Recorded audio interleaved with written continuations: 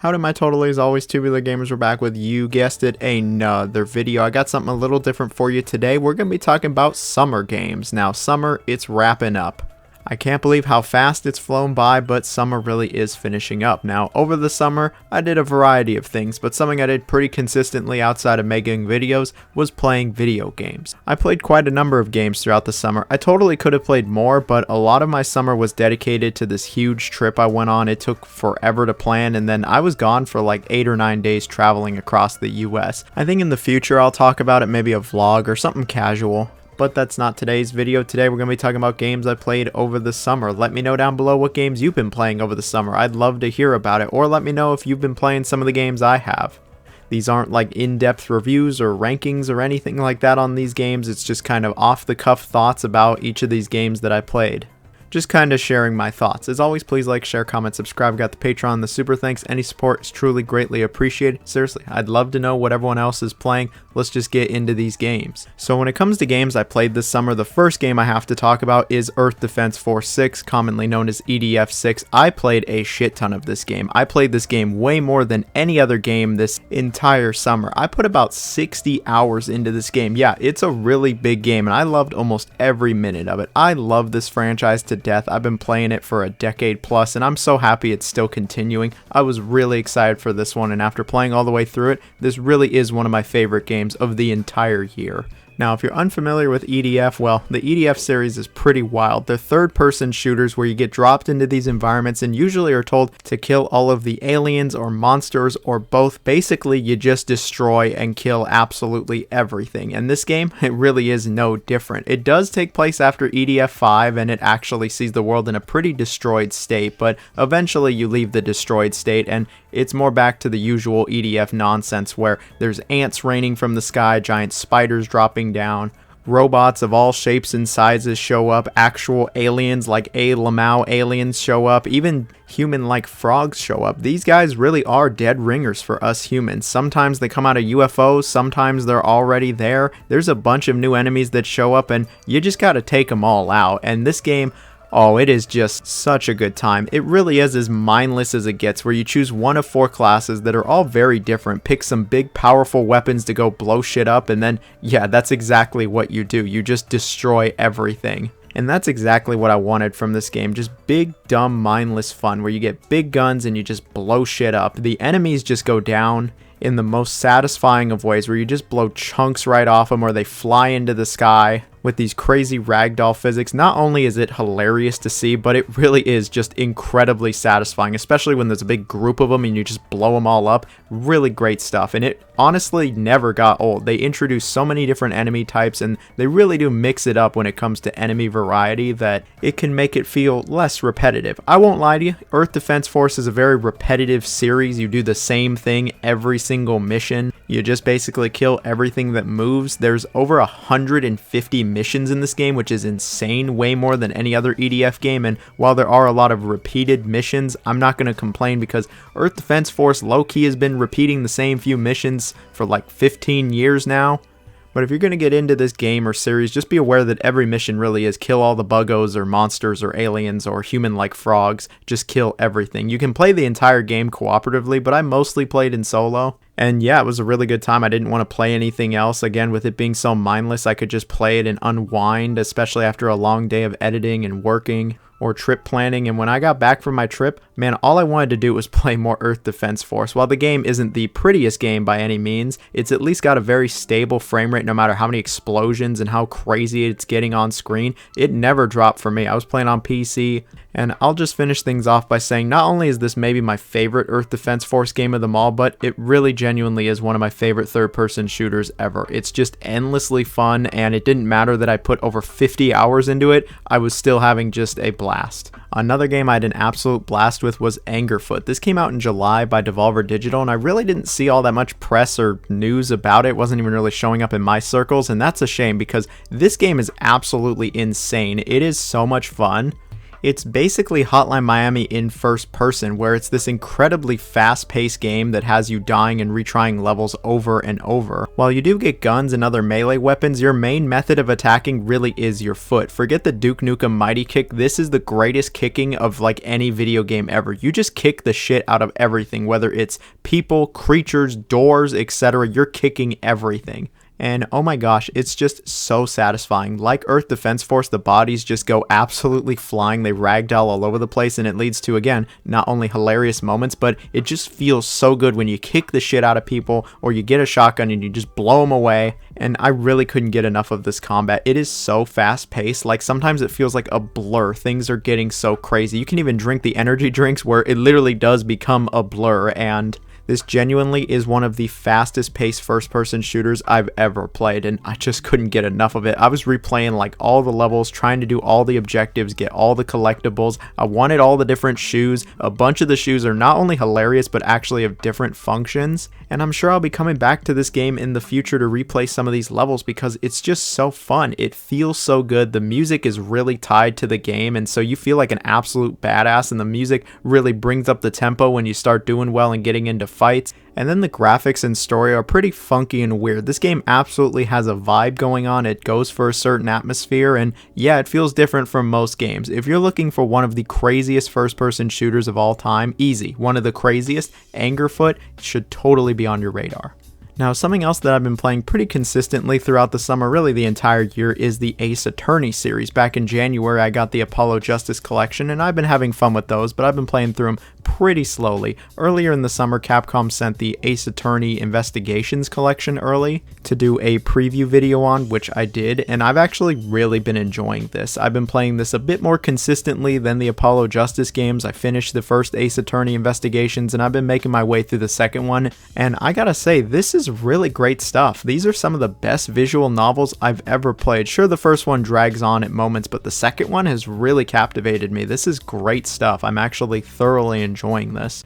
And I don't know why it took me so long to honestly get into the Ace Attorney games. I think I was just a bit intimidated by how big they are. Like, these are really long visual novels, and this series is actually pretty big, but I have thoroughly been enjoying my time with these games. The writing is just spectacular. The puns are totally on point. Like, the localization team just killed it. The puzzles aren't too complex. And even with the most basic of trial and error, I think you can figure them all out. I like in the investigation games that you actually get to walk around like a point-and-click adventure game and interact with the environment and characters. This was fun. It'll probably take me a good long while to finish all of the Ace Attorney games, but right now I'm going to focus on finishing up Investigations 2, Prosecutor's Gambit. That's a really good one. What I've been doing is playing this game while I'm working out and can watch what's happening on screen, or while I'm preparing food or even eating the food. I've been playing it pretty consistently.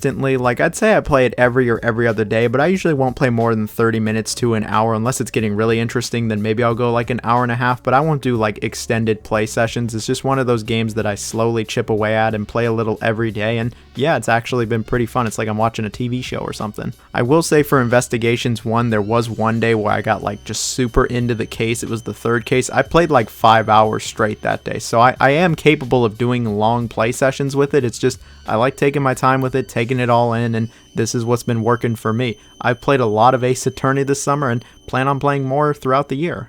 Now, I didn't only play new games and re-releases this summer. I actually did play a few older titles, some retro titles if you will, and one of the ones that I played through was Cars 2 on the Xbox 360. It definitely hurts to say that the Xbox 360 is old or retro, but here we are.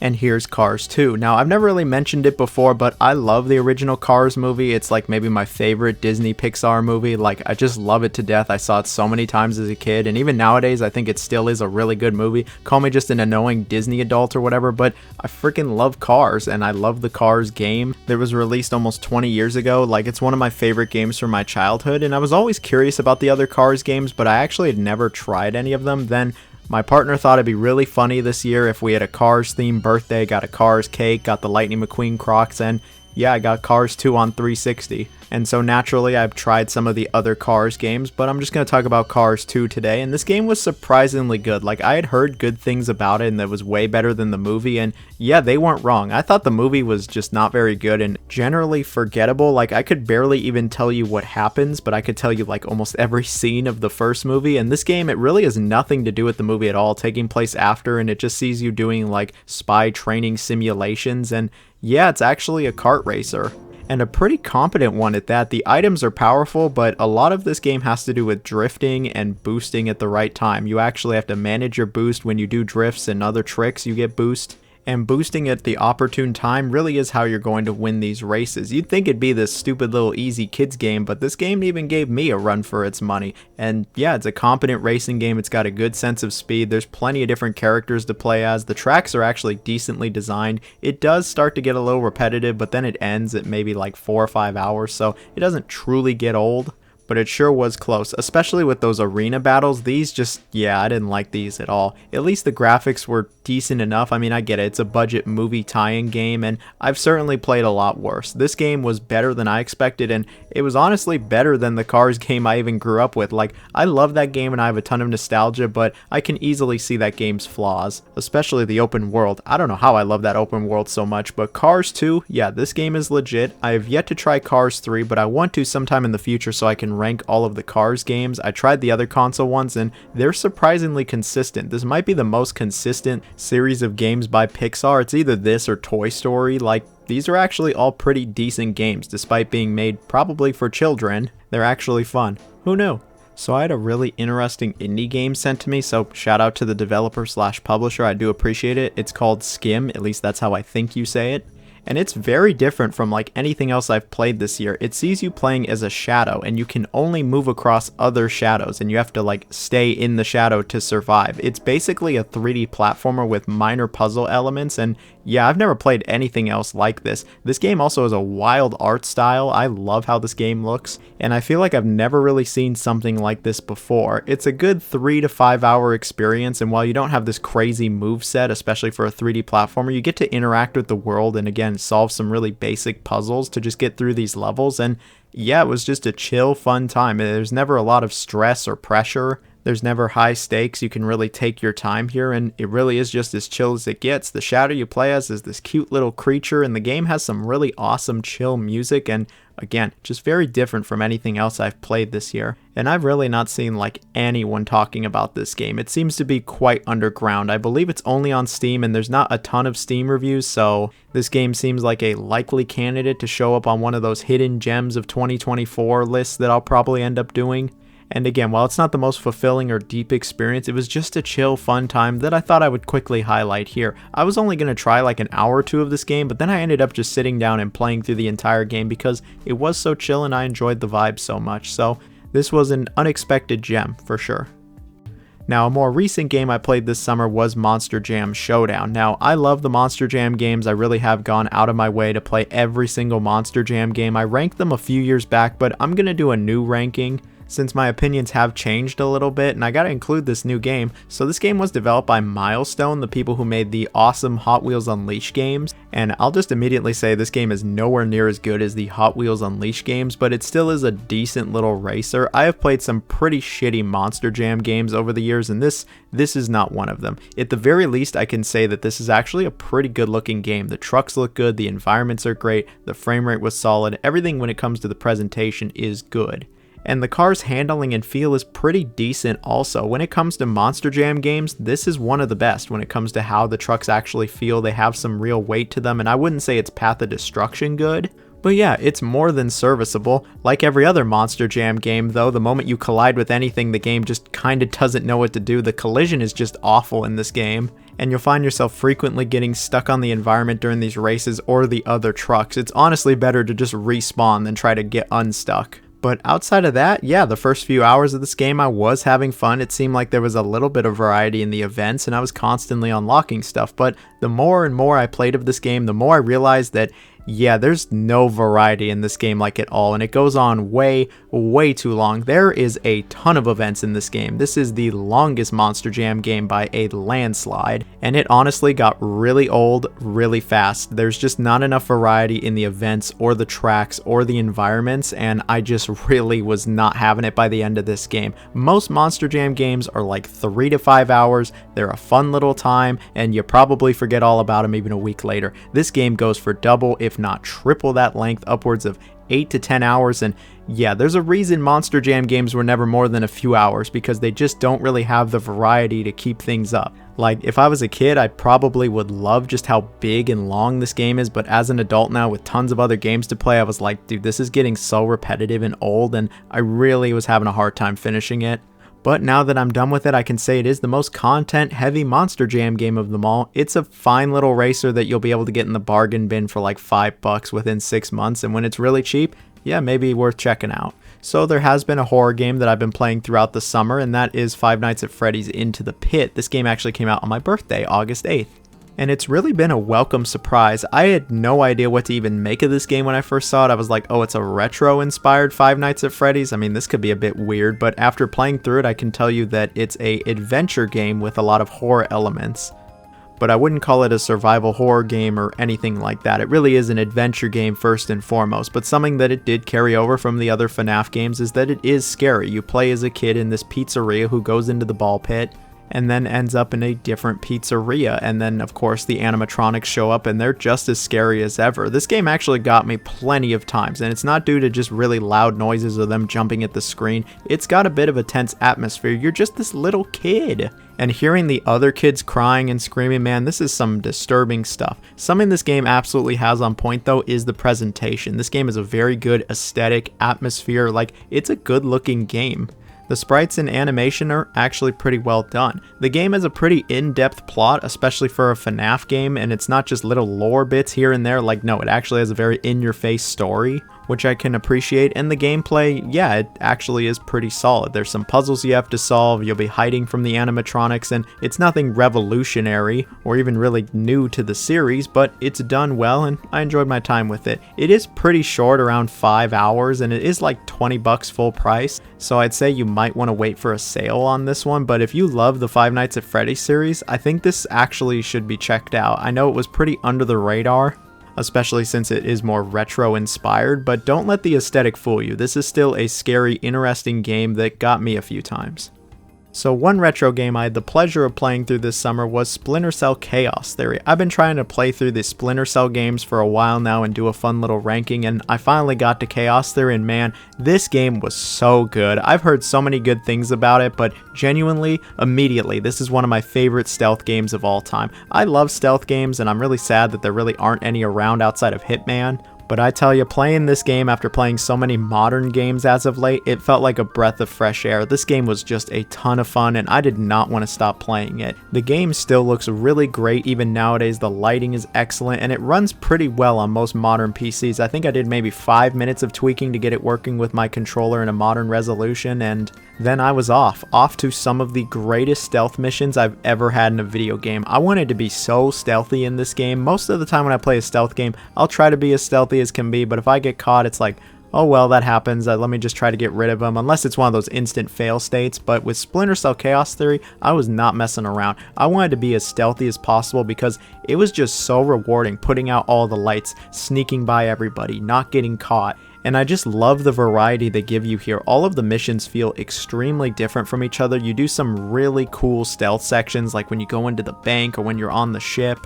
And the game is a great final mission. The game also has a fantastic soundtrack, not just the soundtrack, like the atmosphere. This game just had a certain vibe about it that like no other Tom Clancy game has. Like, it just hit different for me. I was really picking up what this game was putting down, and I can't wait to try the other Splinter Cell games. I'm gonna do the ranking eventually. I'll go a lot more in depth with Chaos Theory when I do the ranking, but for the time being, I will just say this really is a fantastic stealth game. Maybe the best game I played all summer, and it's not even a new game. Like, it was just such a good time. And I can totally see why people have been coming back to this game over and over and over for the last decade or two, because it just all came together in a certain way that I haven't really had with another stealth game. I've played plenty of stealth games, but none of them hit like how Chaos Theory did. Ooh, this was a good one. So another game that I played through was Squirrel with a Gun. Now, I was sent this by the publisher, so I want to give a shout out to them, and I really wasn't sure what this game was going to be, but after playing through it, I was pleasantly surprised. It was better than I thought it was going to be. Then again, I didn't really think anything about it. So you play as a squirrel, yes, a tiny little squirrel, and you get a gun. You get not just any gun, you get several guns, and it is basically a third-person shooter with a lot of platforming and some collecting even. Your goal is to collect these golden acorns, and to get these you usually have to do some kind of challenge or find them throughout the world, and yeah, this is more involved than I thought it was going to be. I legit thought it was going to be just kind of this open area you could do whatever in, kind of like Goat Simulator, but again, there is actually objectives here, there is a bit of exploration, and there are plenty of funny moments. There's even some boss fights, but these are pretty terrible. Look, I won't lie, the game is rather janky. I mean, it really is as janky as it looks. The controls are imprecise, unresponsive at times, and driving around in the car is pretty bad, but it's that jankiness that further adds to this game's humor. I mean, it's a funny game. It's a squirrel with a gun. It's not meant to be taken seriously. The squirrel fights a freaking tank. So at least it has humor on its side. It made me chuckle plenty of times. It also made me get frustrated plenty of times when you gotta do this platforming where you gotta like bounce off the gun's recoil or sometimes even rocket jump, especially at the end of the game. That last area is just terribly designed straight up, but a majority of the game was enjoyable enough. It's a competent, weird meme game that is surprisingly decent, and if you want a few hours of fun, you know what, you'll get it here. It certainly will make you laugh and smile. I got about 3 to 4 hours of gameplay out of it before I beat it. You could probably double that if you want 100% it, and yeah, it's not the longest experience, but again, it's better than I thought it would be. I thought it was going to be just kind of garbage, and it's not that. So Angerfoot was not the only Devolver Digital game I played throughout the summer. I also played through The Crush House. Now this game, it's a bit hard to describe. Imagine Love Island, the video game, but you get to be the producer and camera woman. If you're unfamiliar with Love Island, it's basically a dating show where a bunch of hot young singles come onto the island and get with other people and frequently leave them. There's plenty of drama, blah, blah, blah. You get to choose the singles here, and then you'll film them just throughout the day as they interact with the other singles or the environment. You'll get tasks from the audience, like there'll be people who will want to see them make out, you'll get people who want to see them argue, you'll get people that'll just literally want to see their ass or their feet. You'll even get tasks where there are people who literally just want to see the sink and like the plumbing. I couldn't even make this up, just weird shit like that, and you'll be filming everything. You'll even run commercials to get money, and then when the day's over, sometimes the characters will give you tasks, and there's plenty of funny, goofy interactions here. Like, this is a funny game, and as someone who likes trash TV like Love Island, I found myself rather entertained. There's like a whole story going on in the background with something sinister as well, and I didn't really care all that much for this, but I did want to see what was going to happen. By the time I finished it, it was around the 7 or 8 hour mark, and yeah, I enjoyed my time with it. There's plenty of interactions the singles can have with each other, and while some of them feel very similar, it didn't get repetitive. The game ended before things got old. The gameplay was just so unique from like anything else that I've played that yeah, I just wanted to keep playing more. I wanted to see more of these funny interactions, get money so then I could buy stuff and hope that the singles actually use it. And then the game had an interesting presentation and art style. Like, it certainly had a mood, a vibe as well, and while it wasn't as good as, say, Angerfoot's, I still can appreciate that they went for something so different. I thought it was enjoyable, and it felt unique enough from everything else I've played over the last few months that it was generally entertaining. I also then watched a season of Love Island while I was playing some other games and went, wow, this game is so on the nose with everything. Like, if you like trashy garbage TV like that, you're really gonna like The Crush House. I know that it hasn't gotten the most stellar reception, but I enjoyed it. So something that was actually announced and released very recently was this new Castlevania collection, the Castlevania Dominus collection, which has all of the DS games. And Konami was nice enough to provide a code for this collection, so I do want to give them a shout out. And while I've yet to play any of the DS games, there was one thing on here that really made me raise an eyebrow, and that was that there was essentially a new Castlevania game on here. Not only a somewhat new one, but a classic style one as well, not a Metroidvania, one in the style of like the original Castlevania, and it was of Haunted Castle. The original Haunted Castle's on here, but there's a new one called Haunted Castle Revisited, and this, I had to try this immediately, and oh, it did not disappoint. This is a classic Castlevania through and through, and I was having a good time here. The game is no more than like 45 minutes to an hour, and it's nowhere near as difficult as the older Castlevania games, but it still is fun. Again, it's very straightforward, and if you've played any of the classic Castlevanias or even the original Haunted Castle, you'll feel right at home here. It does have some good music, solid remixes, and the sprite work is pretty good. The whip also sounds really freaking good in this game. Like, that whip sounds good. But aside from the presentation, it plays, again, just like the older Castlevanias, complete with the stiff controls, going up the stairs slow as shit. You can't even jump onto them.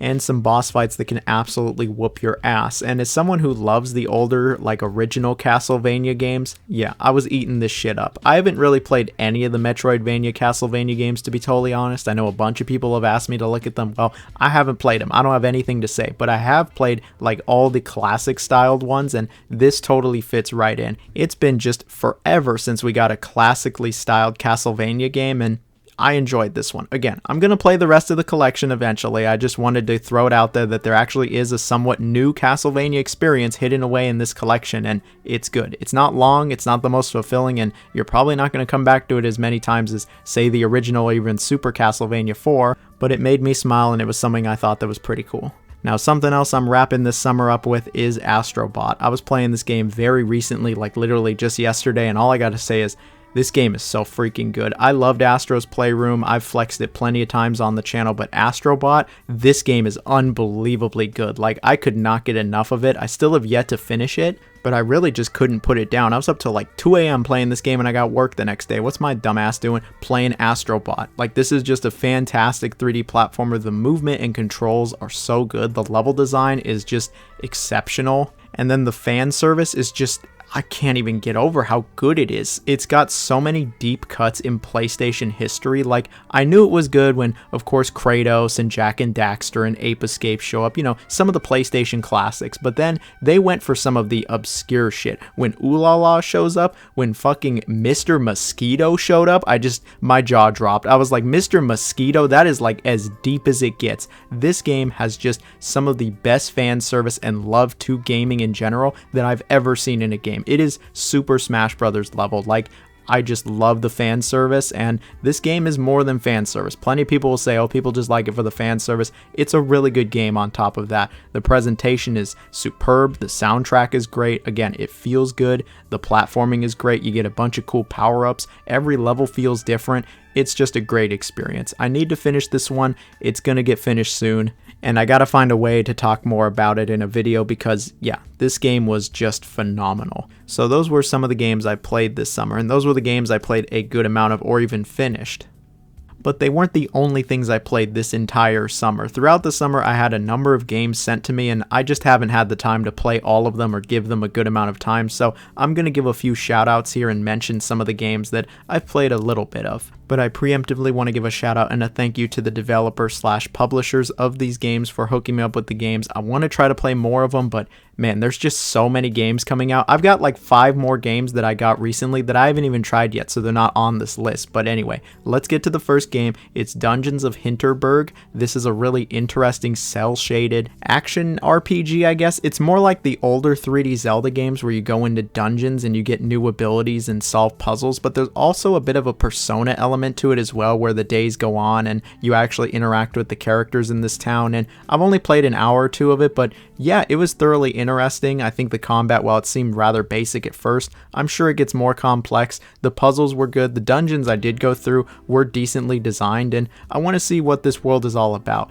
It seems like a pretty chill game, and we could always use more chill games. It's not as chill as SCHiM. I mean, I don't think anything's going to be that chill, but I was liking what I played so far. The next game is actually a throwback. It is Tomba. Now, I never played this game on the PS1. I didn't know anything about it, but there was the re-release by Limited Run Games, and I've played a little bit of this, and immediately I was like, man, why have I not played more of this? I was actually quite liking this. It felt a little bit like a Metroidvania where you actually get new abilities and have to go back to other areas, and you're playing as this pink-haired caveman who wrangles pigs and shit, and the controls felt nice. He's got an interesting moveset. The game immediately has a sense of exploration. Yeah, I was picking up what this game was putting down. I don't know when I'm going to be picking it up again, but hopefully before they re-release the second game. Still, it's pretty cool that Tomba, yes, Tomba of all games, gets to be re-released. Another quick one I want to give a shout out to is Age of Mythology Retold. I don't usually like strategy games, but this game really piqued my interest and Microsoft was nice enough to hook me up with it. And I gotta say, if I was going to get into a strategy game outside of XCOM, it'd probably be this. Again, I need to play a lot more of this game to really get the fundamentals and to really understand what exactly is happening here, but everything so far has seemed pretty cool, and the interface is actually pretty nice. That is one thing I will say. It does have a nice, easy to understand interface, and the game actually does look good. But outside of all that, my opinion is very surface level for this game still. Now, the last game I want to bring up today is Test Drive Unlimited Solar Crown. I've been following this game for a few years now. I've always been pretty curious about it. I've never played any of the Test Drive games, but I was fortunate enough to try this one, and after playing about 2 hours of it, all I gotta say is, I don't know about this one. I'm certainly going to play more of it before I give a definitive opinion, but the first hour or two of this game, I really just wasn't picking it up. Like, the environment's cool, Hong Kong is a pretty cool location, and you're driving on the left side of the road, which certainly is unique, but the progression really was not grabbing me. Like, maybe this is incredibly reductive to say, but it just kind of felt like lesser Forza Horizon. I don't know, maybe I need to just play more of it. Maybe the first few hours are the weakest hours and it gets really good, but I just wasn't feeling it all that much with this game. At least the handling felt nice and the graphics are pretty decent. I mean, it kind of ran like crap on my computer and I had to mess with some settings. But again, that's a very rough first impression. Maybe the game gets way better. I'll have to find out. I gotta try some more before I give any definitive thoughts on it. But that's it for today's video. Let me know what you all have been playing. I've been playing a ton of different games. I didn't even include every game I played this summer, just some of the more interesting ones. But don't worry, you'll get to see literally every single game I beat this year, early next year. But anyway, enough of that. I'm excited for the future. I start a new job in about 2.5 weeks. It'll be interesting balancing videos, playing a bazillion games, and working at a new place. But we will see what happens. If you made it to this part of the video and have heard me rambling this entire time, then you know what? You can comment Rambler. That's our code word. You'll get a heart from me. Thank you so much for making it to this part of the video. I hope you have a wonderful, truly excellent day, and